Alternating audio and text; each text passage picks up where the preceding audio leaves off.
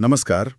आज हम एक काफी चर्चित मुद्दे पर बात करने वाले हैं। जी। ये जो लोकसभा चुनाव के बाद एक मामला उठा है, राहुल गांधी और चुनाव आयोग के बीच। हाँ, वो शपथ पत्र वाला जो विवाद है। बिल्कुल।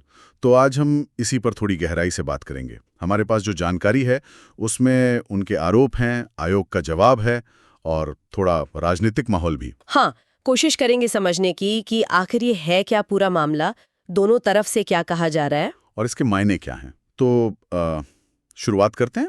जो मूल आरोप राहुल गांधी ने लगाए थे 2024 चुनाव को लेकर। जी, आरोप तो काफी गंभीर थे। मतलब वोट चोरी जैसे शब्द इस्तेमाल हुए।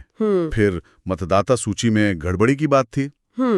जैसे फर्जी पते होना या एक ही नाम कई बार आना, डुप्लीकेट एंट्रीज जिसे कहते हैं। हाँ, और जब इतने बड़े लेवल पर आरोप लगते हैं, वो भी चुनाव आयोग जैसी संस्था पर, तो मामला तो गंभीर हो ही जाता है। जाहिर है। तो फिर चुनाव आयोग ने क्या किया? मतलब उनकी तरफ से क्या रिएक्शन आया? देखिए, आयोग ने इसे काफी गंभीरता से लिया। उन्होंने इन आरोपों को सिरे से खारिज किया, कहा कि ये भ्रामक हैं, बेतुके हैं। अच्छा। सिर्फ खंडन नहीं किया बल्कि एक कदम आगे गए। उन्होंने कहा कि अगर राहुल गांधी अपने आरोपों पर कायम है तो ठीक है, आप आयोग के नियमों के तहत एक शपथ पत्र दीजिए साइन करके। मतलब एक फॉर्मल कंप्लेंट की तरह। हाँ, बिल्कुल। उन्होंने साफ कहा कि आरोपों की औपचारिक जांच शुरू करने के लिए जरूरी है, प्रक्रिया है। और विकल्प क्या दिए? विकल्प सीधे थे, या तो आप हस्ताक्षरित शपथ पत्र दें फॉर्मली ताकि हम जांच करें, या फिर सार्वजनिक रूप से माफी मांगे, और तीसरा? या फिर कानूनी कार्रवाई के लिए तैयार रहें। ओके, तो मतलब आयोग ने कहा कि आप आरोप लगा रहे हैं तो उसे फॉर्मलाइज कीजिए, सबूत दीजिए। हाँ, कह सकते हैं कि गेंद वापस उनके पाले में डाल दी। लेकिन राहुल गांधी ने तो साइन करने से मना कर दिया। जी हाँ, उन्होंने इनकार कर दिया। तो इनका तर्क क्या था इसके पीछे? मतलब क्यों मना किया? उन्होंने मोटे तौर पे दो बातें कही जो जानकारी सामने आई है। पहली तो ये कि ये डेटा आपका है, मेरा नहीं, तो मैं क्यों साइन करूं। अच्छा, मतलब जिम्मेदारी आयोग की है, डेटा की शुचिता की। हाँ, कुछ ऐसा ही मतलब निकाला गया कि भाई वोटर लिस्ट ठीक रखना आपका काम है, तो मैं क्यों लिख कर दूं इस पर। और दूसरी बात, वो ज्यादा अहम लग रही थी शायद। हाँ, दूसरी बात थोड़ी संवैधानिक पुट लिए हुए थी। उन्होंने कहा कि वो संसद सदस्य के तौर पर संविधान की रक्षा की शपथ पहले ले चुके हैं और उस शपथ के तहत वो सच बोलने के लिए बंधे हुए हैं, तो इसलिए कोई अलग से शपथ पत्र या साइन करने की जरूरत नहीं है। ये दिलचस्प है। मतलब एक तरफ आयोग प्रक्रिया की बात कर रहा है, हाँ, प्रोसीजरल रिक्वायरमेंट बता रहा है, और दूसरी तरफ वो संवैधानिक शपथ का हवाला दे रहे हैं।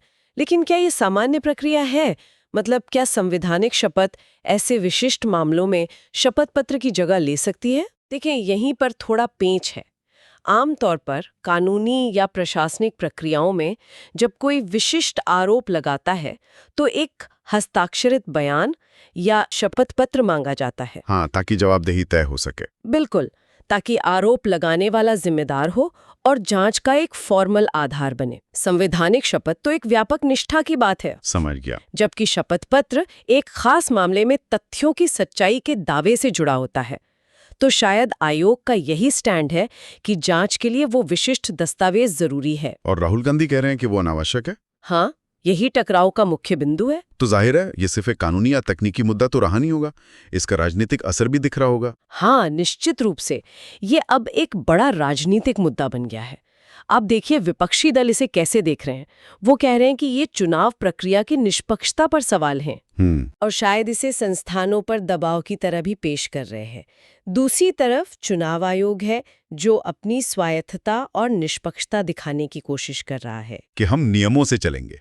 हाँ, कि बिना ठोस आधार के, बिना प्रक्रिया के हम कैसे आगे बढ़ें। और इसी बीच बीजेपी सत्ताधारी दल की भी प्रतिक्रिया आई है। हाँ, मैंने सुना था, उन्होंने इस्तीफे की मांग की है। जी, उनका तर्क है कि अगर आपको चुनाव आयोग जैसी संवैधानिक संस्था पर ही भरोसा नहीं है तो फिर आप लोकसभा सदस्य कैसे बने रह सकते हैं।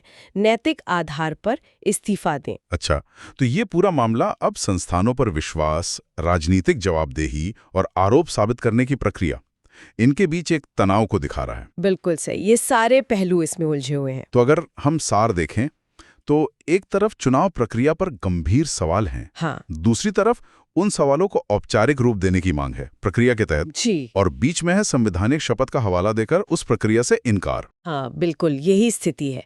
और ये हमें एक महत्वपूर्ण सवाल पर सोचने को मजबूर करता है। क्या? कि जब हमारी लोकतांत्रिक प्रक्रिया की केंद्रीय संस्थाओं पर ऐसे आरोप लगते हैं लेकिन फिर उन्हें औपचारिक रूप देने या तय प्रक्रिया अपनाने से हिचकिचाहट होती है। तो ये पारदर्शिता और जवाबदेही के लिए क्या मायने रखता है? ये सोचने वाली बात है। क्या सिर्फ आरोप लगाना ही काफी होता है जी, या फिर उन आरोपों को स्थापित प्रक्रियाओं के जरिए आगे बढ़ाना भी उतना ही जरूरी है ताकि सच सामने आ सके? सही बात है। मतलब अगर प्रक्रिया का पालन नहीं होगा तो फिर आरोपों का क्या होगा? हवा में रह जाएंगे। वही बात है।